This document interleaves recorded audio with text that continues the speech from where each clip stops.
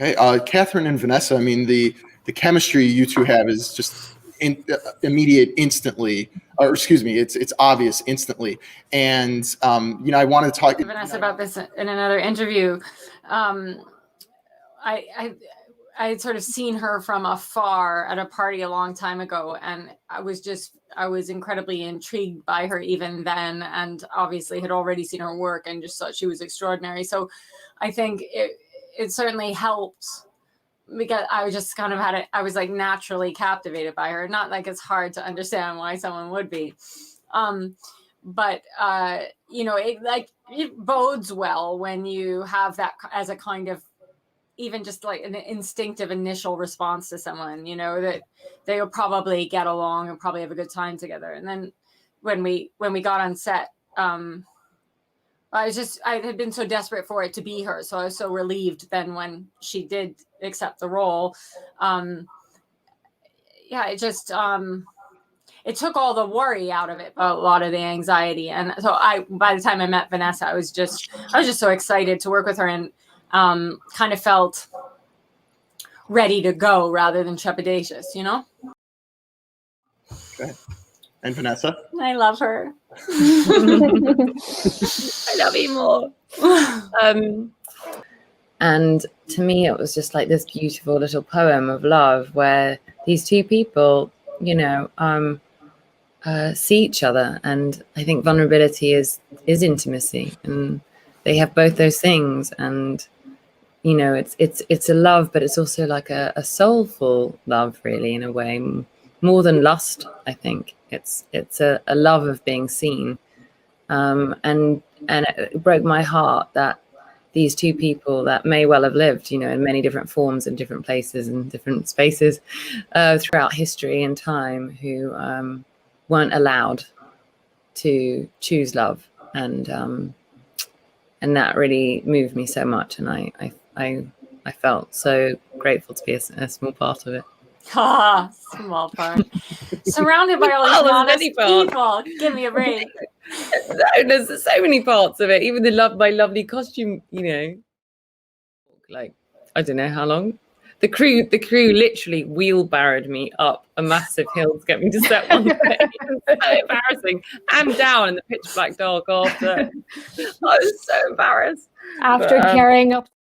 And then, of they course, loved it. I think they felt very heroic. Actually, there was, he did he carried me everywhere. I'll carry you, darling. Yeah, it was very. He did. And of course, you have to endure this horrible. So it did something for me, really, something important. I don't know that I can articulate in the scenes with Kirby, that I had this loving relationship that I was essentially risking. I didn't feel the pressure to how do I say this, like nail something, but to just let it happen, in a sense. This might sound a little hippy dippy, but let it happen to me. When you've got a great scene partner and they're giving you so much. Really been. Did I? The gossip. Well, we did have instant chemistry. We did have instant chemistry. Music of the relief when the corsets came off. So he was in the garden, we'd go, oh, and he'd go, oh, ladies. And it sounds really inappropriate in 2021, but it was very funny at the time. Oh, God. So anyway, I don't know, whenever I put a corset on, I remember that amazing experience in the theater, which was so much fun. Anyway. And but really, when you cast really exciting people, all I had to do was look at Vanessa to have to experience a kind of physical change, and to feel that excitement and curiosity, because she's a fascinating person and she was bringing so much to Tally. I think so much of what we do is just respond to the people that we play the scenes with. So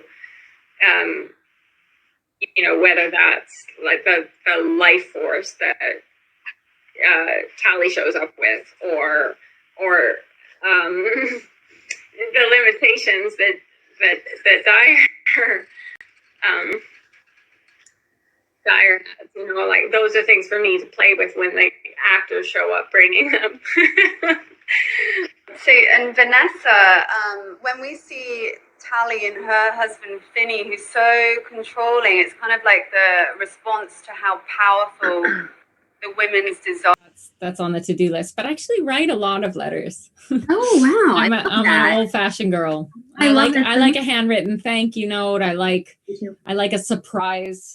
You wrote something me in the one mail last week. Oh yeah, I wrote you last week. That was hand delivered though. I don't know if it counts without a stamp. It counts. Anyway, Well, it was handwritten. Vanessa, for you, when's the last? Are you do you write a lot of letters? I mean, I write things. I know specifically I read that Kate Winslet, her and Saoirse Ronan worked together, she said personally for Ammonite. And I'm honestly just curious for the two of you, did you guys work with Mona or was it the two of you that kind of figured out what you were going to do? And was there an intimacy coordinator on set? Vanessa, I'll begin with you. We worked very closely with Mona. She showed us a lot of pictures. She showed us a lot of scenes from other things that were inspiring, what she didn't want to do. But, you know, to be honest, there was so much trust between Catherine and I. We were such good mates that it was so easy. A coordinator would have got in the way, I think. In this instance, I felt like, I mean, I couldn't feel safer with someone like Catherine, who I love so much. So that was all good for us. Amazing, Catherine. Time sort of stretches and can seem like forever, particularly if you're missing someone. And so that feeling was kind of, we had to cultivate inside. And Catherine and I just got on so well. So that always helps because she's easy to love. You too, baby. Go ahead. No, I just was saying I love her too. I also just want to add to that, actually. I don't know if you agree, Catherine. It felt so amazing to be supported by these incredible actors, as them being female stories by Chris, Casey, and Shia. It was really. Did you feel that too? It felt. No. Yeah. The most difficult. I couldn't think of the most difficult part. I had the best time ever on this film. I loved every second of it. I loved it. We were in the middle of nowhere filming. It was just us. We all so believed in it and loved it, and I felt lucky to be there every day, honestly. So. I think it helps find the charge, the electricity in the scenes. Certainly playing these scenes with Vanessa, I often didn't know where they were going to go or what she was going to reveal to me. And that kind of tension is really exciting. Character, and I always thought about it when I was playing scene with Curbs. I don't think I ever told you, but I would when I'm feeling like the surge of love in a scene, I would think, I marry you. You know, this idea that I can't do it, but I can feel it. I can choose it inside. And it's actually quite modern in the story. Well, you really got a better answer. That idea of communication. How much connection extends beyond the spoken word. Certainly for someone like my character who has such a hard time expressing herself. We talked a lot about that stuff, like when will they and how will they, those first moments of daring to connect on a physical level, right? Curbs? I'm talking to you. I'm just muting this call. I'm just listening to you both. No, massively to the right end, and to think these women, this doorbell's just gone. These women, you know, maybe haven't been touched by someone that they really want to be. And I think that I'm really sorry to answer this. Come in.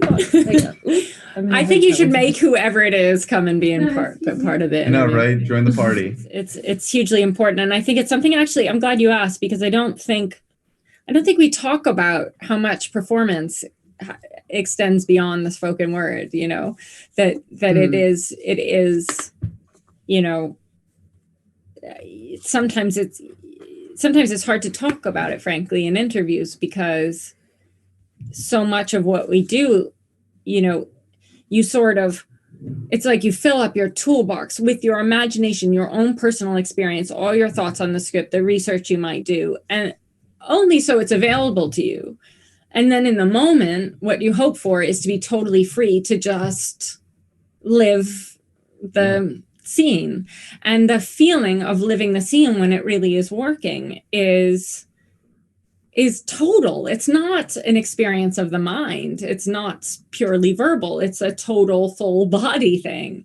All consuming. And and I think when people talk about, oh, your chemistry, it's that. And that extends so much far beyond the word. What do you think, Curbs? And who was at the door? Who was at the door? Yeah. It was just, I'm in the hotel, so it was just someone, I don't know. Room service? Room service? Oh, God, Probably. room service. It seems like a thing of the past. The good old days of Right. press I don't know if tours. she was offering anything interesting. Yeah. Well, I wish I had more time to speak with you both, but my time's up, unfortunately. Oh, it is this kind of very, this person of nature in a way, like a very visceral feeling, deeply sort of sensual, sensitive person. And I think that in a way is that energy that comes into a room, I imagine, with Abigail, who, as Katherine loves that quote of, you're a pot-bound root, it's turned in on itself. And well, I'm going to send you an atlas. I'm going to look on Amazon and see if they have one. I'm going to send it. Thank you so much, ladies. And so, and also, it was just so beautiful to play alongside another woman, especially Katherine, who's my favorite. But to you know what I love, my God, the chemistry, the firework with the two of you. Just the very first time that we saw the way you guys look at each other, it's just fantastic. And my God, that's the sex scenes. Woo! That's a huge achievement. Cool. So quickly, how did you guys perfect that chemistry real quick? I think we're very lucky because we just got along really well. I'm sure I had a sort of wind at my back because I had admired her from afar for so long. So, I was just excited to meet her and get to work, from the start because of how much she had impressed me with her work up, her prior work. So that helps. Getting along, just having a laugh together helps. And then I think, it's really liberating when you have a co-star who is happy to geek out and put in the extra hours and rehearse on Sunday mornings with you. And we definitely geeked out. It's trust. And I would love to know how the two of you tapped into that beautiful chemistry, creating this world of Abigail and Tally. Well, we get on really well. So that was really beautiful. That relationship is so important when you're making a film. Because it's like the greatest high you'll ever feel, I think. To be so free in this imagined world. And so that day, I remember just noticing, without a doubt, this woman had walked into my house in a new way. And she was looking at me in a new way. And she wasn't letting me ignore it. I couldn't ignore it. And it was so powerful. And what's so fascinating about a really good actor is that I was standing and she was seated. So the force should have been with me, right? But this person would sit with this power like a king, like I don't have to stand to show how powerful I am. You know what I mean? I'm the king. That's what it was, like overwhelmed with that energy. And it was so exciting. I ended up sitting in that chair in that room a lot, but I do remember, it's so interesting. It's amazing having these conversations because you really get to hear the other person's side of it. But I just remember thinking, why is it today that Tally makes this decision to come in and she's going to kiss her today, and all she has to do is let Abigail know in one way or another that that's what's going to happen. And actually, so that was such a beautiful thing to play, because here was Katherine being so beautiful and like shy with me, and was playing this remarkable performance of playing someone who didn't really know how to be looked at, So it was such a wonderful thing to play, because I knew I'd come in, I sit down, and all I had to do was just look at her, and she would somehow know if I just kept with her. There was like nothing else going on in that room other than just knowing that I needed to let her know that I was going to kiss her, and it was going to be soon. And so and then when the physical comes into play, it's like all of that code just crumbles, right? And it was so exciting that to play. Like, why didn't you just do what you were tempted to do, I think is what I say. Mm-hmm. Mm-hmm.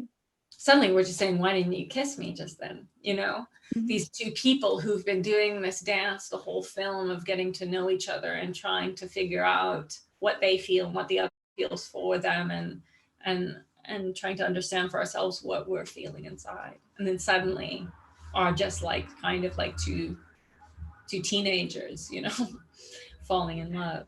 And my favorite little improvisation in the movie, I think, is Catherine bending down after the kiss to find Vanessa's eyes, because you're a little bit taller, and you kiss her, and you guys kiss, and then you bend down to really to be, you know, to look into her eyes and to really see her. And there was something about that I thought was just broke my heart for the connection that these two women had, and the connection that you two have, where you're checking in and you're looking, you want to see her. It's not about, you know, it's about the lust and like all those fun things too, but it's also really about, like, you know, that moment there is like finding love, finding the awe of it, the joy, the like unadulterated joy of finding love, you know, having it requited. It's like, well, you know, we know what it's like. Yeah. that, I think, like, sometimes when my ankle was better, I had to do a long walk from down the hill to the house that was, you know, Abigail's house. And I just remember thinking, God, this would be the final little stretch of maybe a 2-hour journey or whatever it was to walk to someone that you wanted to spend time with, like that you had these snatched moments with. And those moments, like, we knew in the film that we had to have these moments of just extraordinariness in these people's lives. It might be the most they've ever felt, or the most alive they've felt, or the most almost like from a dream, really. And that they weren't mostly ever given permission to be able to feel like that.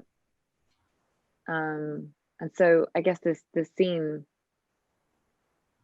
we wanted to try and like somehow capture that magic, you know, that like really sacred moment where suddenly you just feel like, oh, this is something that makes me so happy, and I can choose to act on it in this moment, come what may, you know. And I think that beautiful line Tally has about, like, I dream of this day when women can be received at home with what is it, cheers and shouts of joy or whatever. Like, you know, she imagines a world in which she can choose what makes her happy. And it felt like that on the day, didn't it? It felt like, okay, we just have to try and somehow harness that feeling of feeling so alive in someone else's company, and letting them know that for the first time, which with all its vulnerability. And I think the one thing I remember is I felt like a teenager. And that was quite surprising to me, because Tally sort of feels so like the more adult one in their relationship, and more assured. And suddenly, as her, I felt about 13, 14. That's also it's the energy on set. It's this, the sum of all these parts that just do make some days just, what is it? I guess a little extra liberating or something, and you just feel safe and free to play and try things and explore things, and you trust your partner, and, you know, can really just find out where you need to go, you know, with no preconceived notion. Let's just find it together while the camera's rolling. And it's just the best feeling. I mean, you're missing that as we talk about it. Yeah. No, I think there's when you get a scene to a really good place, and we would have these very long, you know, having the privilege to like truly actually go there in my mind of the limitations of everything, you know, in life, but then just also just made me think about all these women and men who weren't allowed to choose who they loved. And you know, I think that the sort of film represents with these two marriages, I mean, you know, and it was almost like luck of the draw who you got as a man. But if you were a woman, you know, who wanted to be with women, and it was just, I think, the movie, I'm so proud of to be part of the film, because it just felt like that voice, you know, from that time, that there's no documentation, there's no trace of them on paper or in journals, but there must have been so many everywhere around the world, you know. It almost felt like, you know, that these two women got to experience a brief moment in time of that, and it made me think so much, and sort of like slightly, you know, honor the people that have come before us that really didn't get to choose, and makes me incredibly grateful for the relative freedoms, you know, that we have today. And yeah, I was very proud of the little film for yeah, sort of giving voice to those women for a second. Yes, it's a beautiful film. Thank you. And Katherine, how did you find working with Vanessa Kirby on this film? I don't really like it. Not great? She's not committed, and she phones it in a lot. Fucking lazy. No, I mean, I'm relating to what the guys are saying, you know, these are the important things. Like, you know, people who care, who don't. I love what Daniel said, you know, like, it makes you feel more comfortable when someone else is going, like, I don't know, this is horrifying. For some reason, the only expression I can think of is balls to the wall, but I don't even really know what that means. But going all out, you know, that it's kind of liberating it. I don't know if it's like a nerd paranoia that you don't want to be the only one like really geeking out. But when someone else is really passionate, oh, that's the best. That's the best. And you know, when I got the script, I really hoped she would say yes to it, because I think she's quite a brave actress. So she's not afraid of making a big choice. And I think I'm guilty of sometimes being afraid of making a big choice. And I think is slightly we're maybe a little less afraid to be ugly, to be as big as life. And so, yeah, she plays someone who bursts into my life. So she needed to be someone who could burst. And so anyway, when I felt this great sense of relief when she said yes. And I don't know. I mean, this is a really, it's a really, really fun job when you get to work with people that you think are brilliant, who inspire you all day, and you don't notice the hours passing, and you can kind of delve into these stories and characters together in the world to come. You know, there was sort of like levels of code and then sort of limitations of language. They didn't have the word to express what they wanted to express here, but then in the next moment, they're trying to express something indirectly and wondering if they're understood. And no, they aren't understood. Okay, no, now they are. We were willing to sort of stay up all night, rehearse on Sunday morning, and really go for it was a treat, because the dialogue was so rich and complex. So yeah, fun. It was a profound experience for me, that's for sure. Vanessa, is that true? You agreed to do this without meeting Mona? I did. I mean, I love her work anyway, so I just knew I wanted to work with her. So that was an absolute, you know, it was just so easy. But for me, it was something that Jim found, right? Jim Shepard found before he wrote his short story that this film's based on. He found a line in a diary, and I know Katherine talks about this a lot, where it says something like, correct me if I get it wrong, but it was my best friend moved away and I fear I'll never see her again. And it was like an extract, just one line from a diary of a woman in those days. And I just, the essence of the whole film is that. You know, I don't know. Sometimes I think that the discussion of research is abused by actors. Like, it's a way to show off how serious you are. If you're working at this level, getting to do material this good, you're probably taking it pretty seriously. You know, whether you love to live in your mind and your imagination, or you like to read a bunch of books before, you know, I take it with a grain of salt when I hear people talking about how much research they do, because I don't think it's the only way in. But I like to do it because sometimes it just gives me some little seed of a random idea that affects the way that I maybe milk a cow or something. But it's really more useful if it sparks your imagination, you know, or if it gives you a kind of feeling, I don't know, of permission or authority to be freer in a scene, you know. But I don't know, I'm like a little bit reluctant to say, oh yeah, wow. You know, Margaret's fiance and stuff was with her fiance, rather than, I realized it was so common to be the wife or the girlfriend, and you just got used to that. And so in this, it was such a beautiful thing to play a love story, that you weren't the, do you know what? I remember when Casey was filming the scene where he's sick and he's got a cold, and when I watched it, I was like, that's always the wife role. It was so great. You know, it's always like the ill wife that the man has to comfort. And, you know, it was just a beautiful, it's just more space for us to be able to play. And God, I'm so grateful for every minute we get to do that, because it hasn't always been that way. Yeah.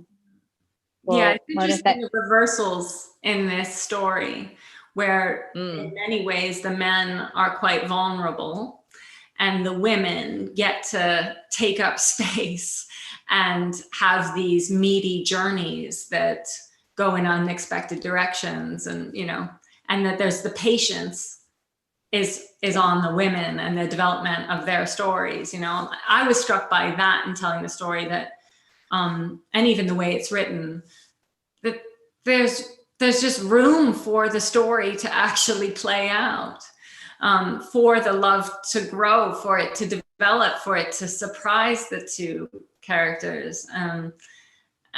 It had this wonderful patience to it that I think is also quite uncommon. And it's just to try and find that. And I wanted, what I really also wanted in terms of the filmmaking was just to give it some romance and for it to be seductive. I wanted to make a really seductive film. I'm Scandinavian, so I don't know if I succeeded in that. You know, it's pretty, you know, I know it has some stark and bleak parts to it as well, but I really was like, I want to, these two women just deserve like beauty and for it to be kind of indulgent and emblematic was the sort of the word for me. So that was my thought behind it. And then and then just very specific details, because we are in this. I don't even think I ever told you this, Mona, but when in the year that I had the script before we made the film, I would just record the voiceover and delete it and record it and delete it all the time, just because I felt that it would, well, partly it was to sort of find her voice, I guess, but also to get it inside me in some way that felt like I wanted to feel like someone, that there was this tension between everything she felt and what she shared, so that then in the big scene when Tally says, in my experience, it's not always those who show the least who feel the least, that it's this oxygen being pumped into my lungs, you know, that someone really seeing, not only just recognizing me as a interesting human being, but seeing exactly the sort of torture that I'm in, the experience I have, is she understands me. So everything, it felt really important to me to just create that and find that inner life. No matter if you give me this little thing of money, or give me a lot, or no matter who I get to play, I'm gonna make it no matter what. And you know, the films, they get made if you do not stop making them. So you just have to be so determined that I won't let this one go. And there were many times during the process of making this film where I could have just given up and said, no, I can't, this is impossible. It's absolutely impossible to get a movie like this made.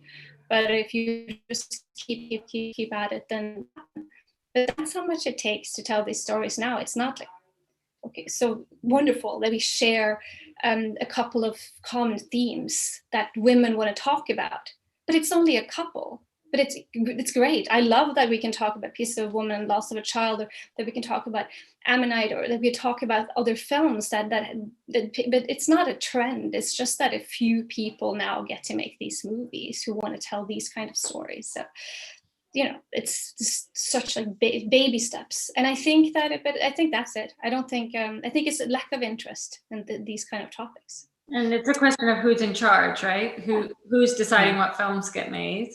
And if that group isn't diverse, then the films want to be diverse. And as that's changing, we're starting to see those shifts.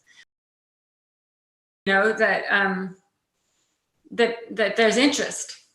I think as people see that more and more, because people like Mona are dogged and stick with these films, that then more people will be more courageous to make them. I remember at Venice, at the Venice Film Festival, someone came up to us and went, oh, it's like a female Brokeback Mountain.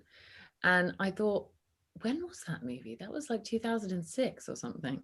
It's taken us this long for there to be an equivalent, you know, of what was a really, you know, championed movie about two men. Yeah. Thank you, Mona, for bringing bringing the world to come to the big screen. Was there something you had learned by getting the opportunity to come together and in telling the story? I love that line, Catherine, that was found in the diary, which made Jim write it. That kills me thinking of that. Just learning just that little detail.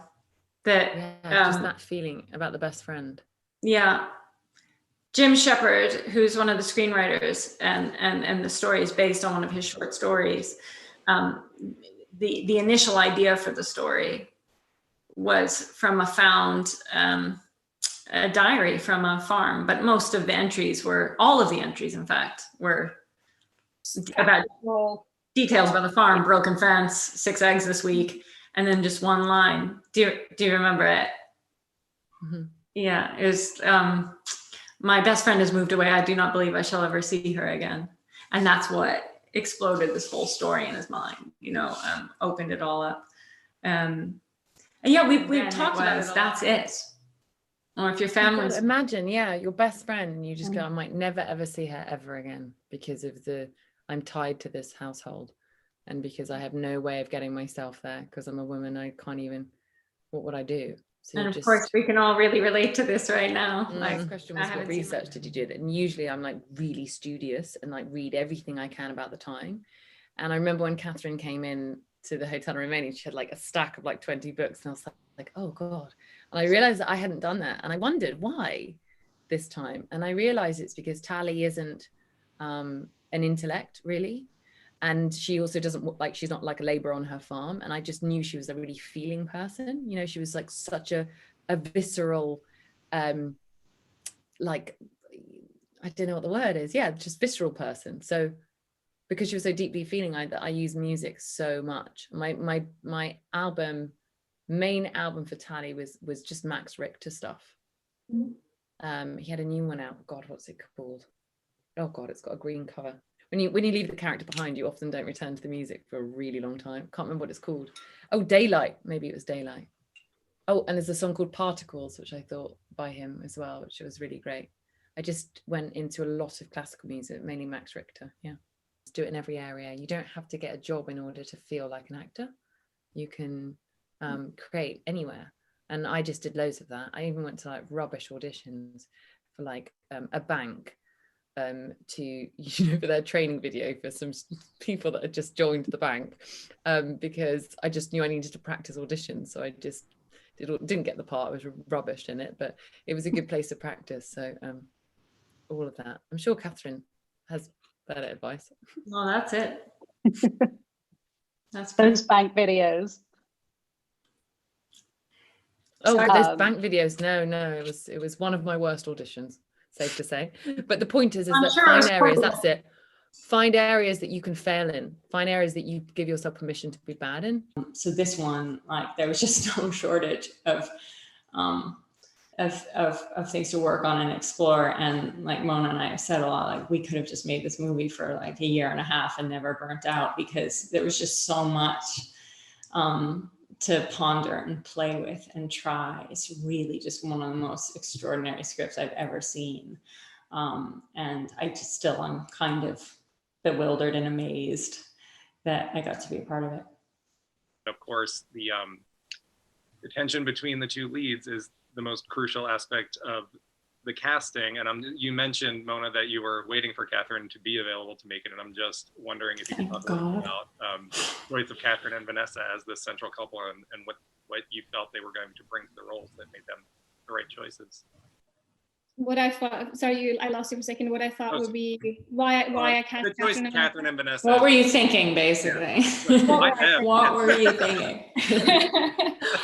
I think it's for me, and then immediately I thought, yes, it's going to be Katherine, and then it's going to be really good. So that was just, it was instinctively that felt really right. And she agreed, which was good. But I think it was, to me, Katherine all her performances are so subtle, which I love, and I thought was very important for Abigail, that you need to have this feeling that there's a secret and you want to lean in and you want to know what it is. And I think that was nice with Vanessa too. She has authority and intelligence, and she also has great comedic timing and this energy. So I felt like the combination of them, I could see the relationship progress because of that. I could see the pauses that Katherine chooses to take in text, and sort of how she wants to her rhythm combined with Vanessa, kind of eager energy, persistence. So yeah, things are going to happen here. So that was the thought behind that.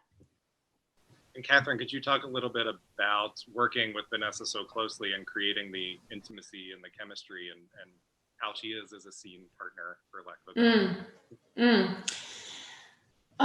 Yeah, she's great. It's so rare for women to get to go, especially sort of contemporaries, to get to go toe to toe, the occasional sort of family drama, right?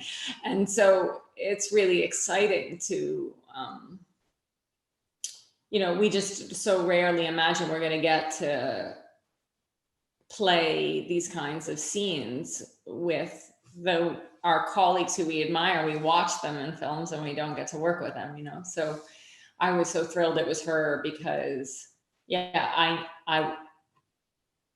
I guess what I'm always looking for in a co-star is someone who is willing to play with me, right? Like who is willing to,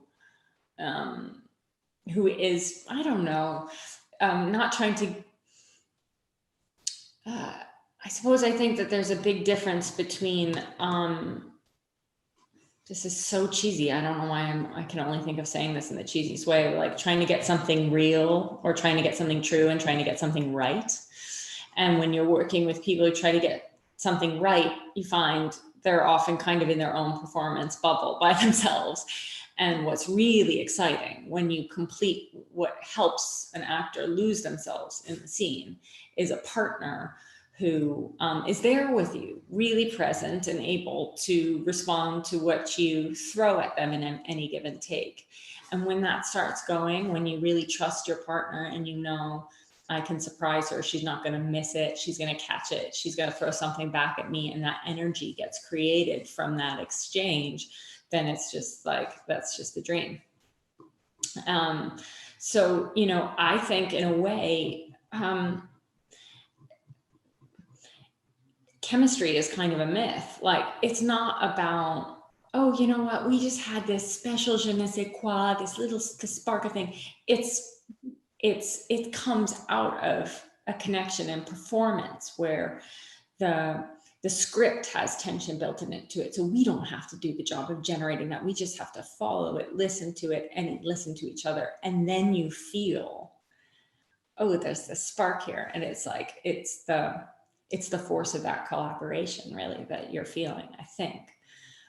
It doesn't hurt to love the person. And we just loved each other from the minute we met, you know. That's luck. That helps. That makes, I don't think that creates the chemistry, though. I think it creates the trust, maybe, that leads to the chemistry. So maybe it counts. I don't know. But yeah,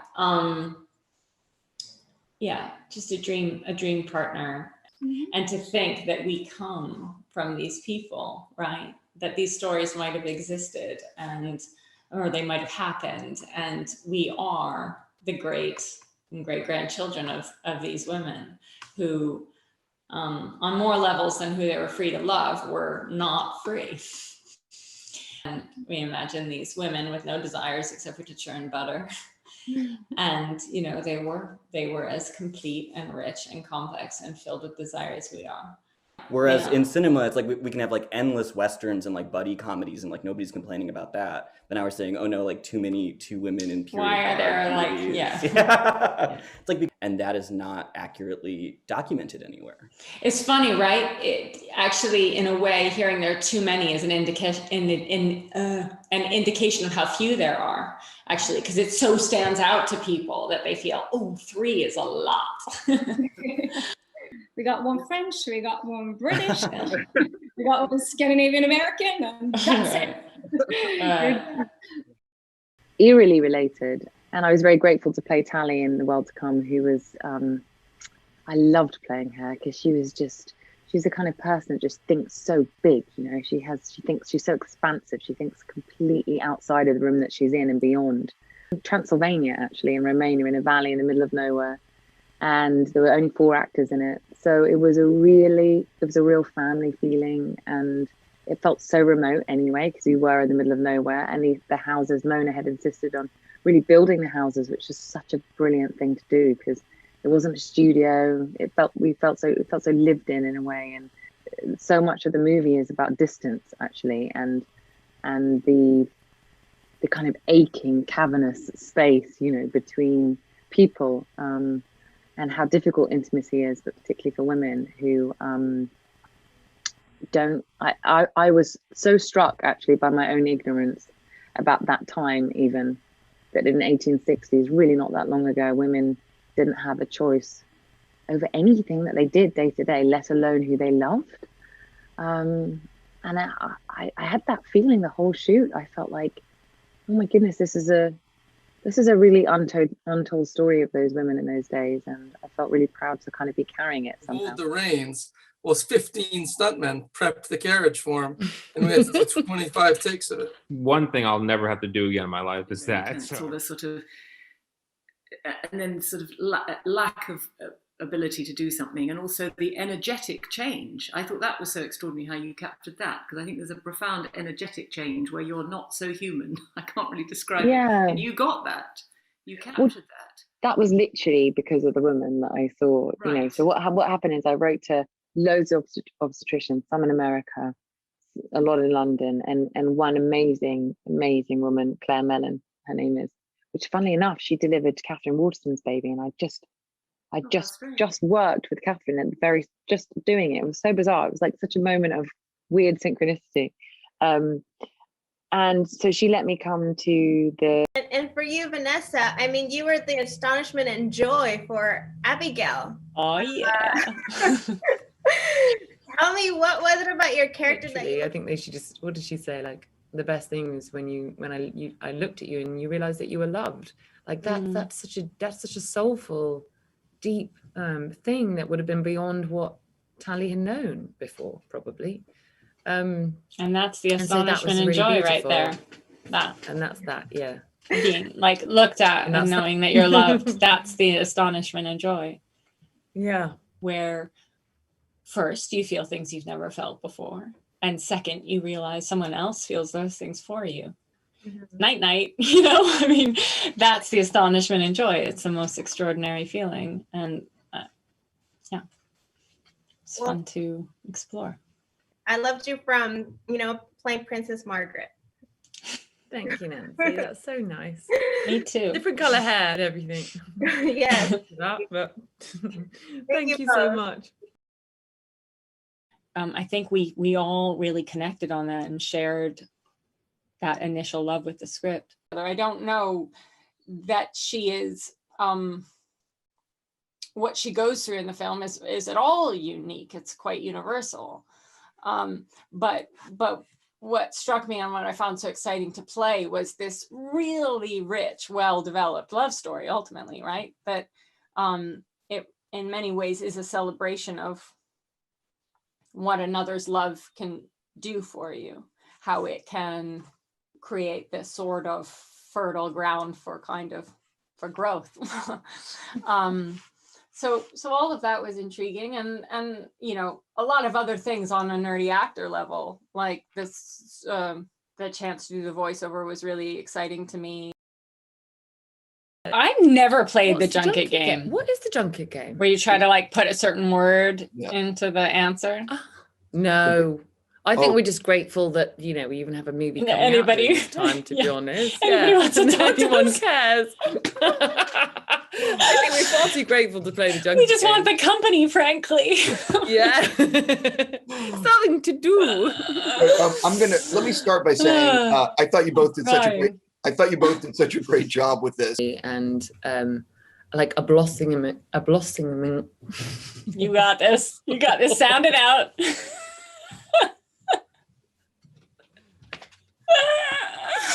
Yes, it is at that point. Lockdown has just affected me in some weird way.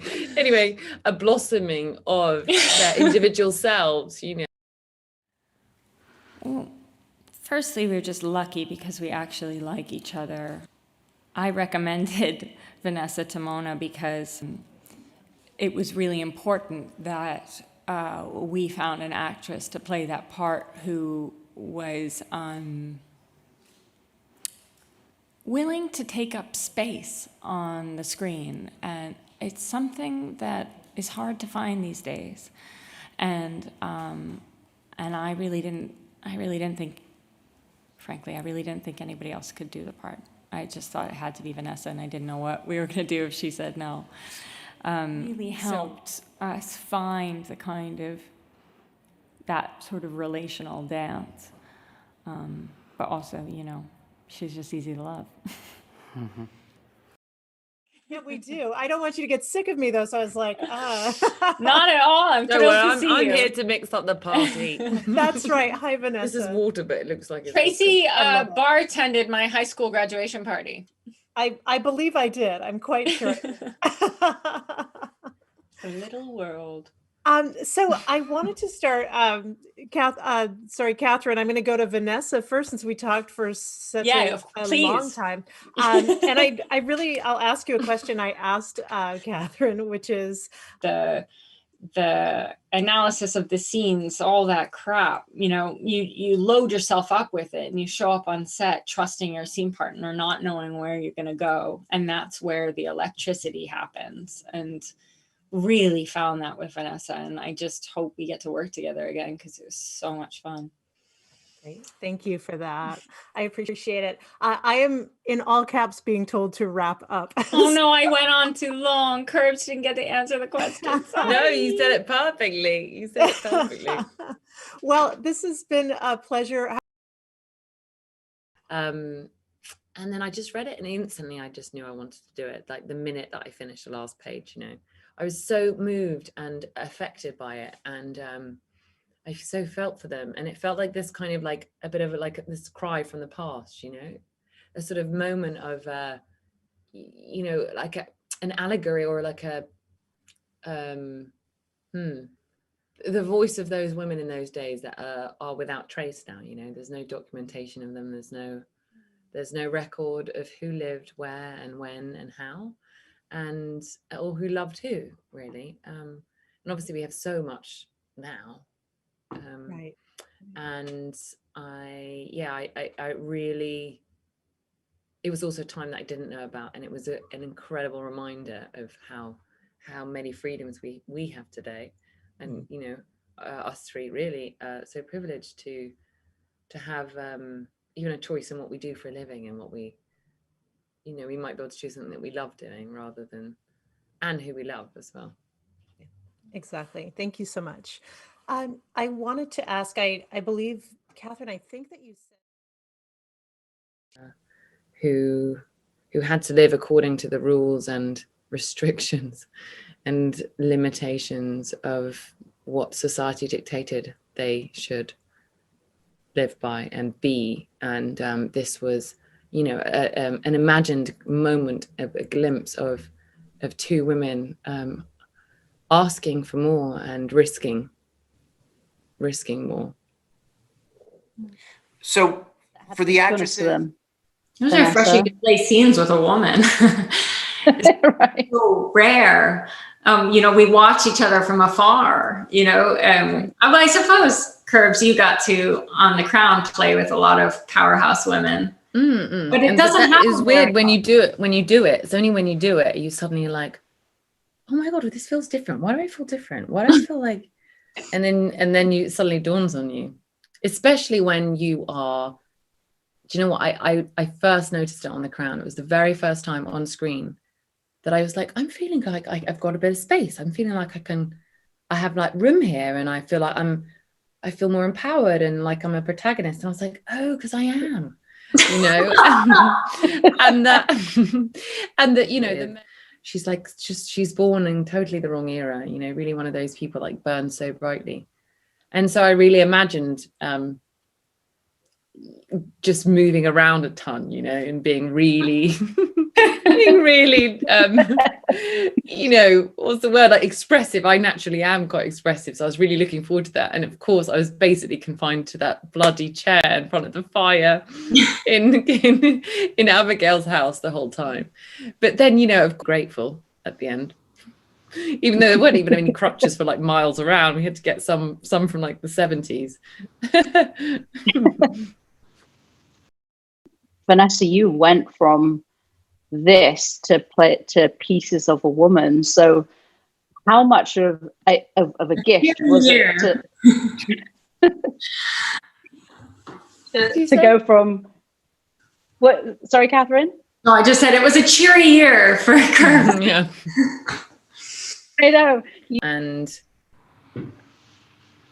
I mean, several extraordinary things. Firstly, I felt so grateful that I got to watch this amazing actress grieve the loss of her child in a film and be on the other side of it, you know. I was so grateful for Tally, actually, because I don't think I could have quite handled two in a row like that.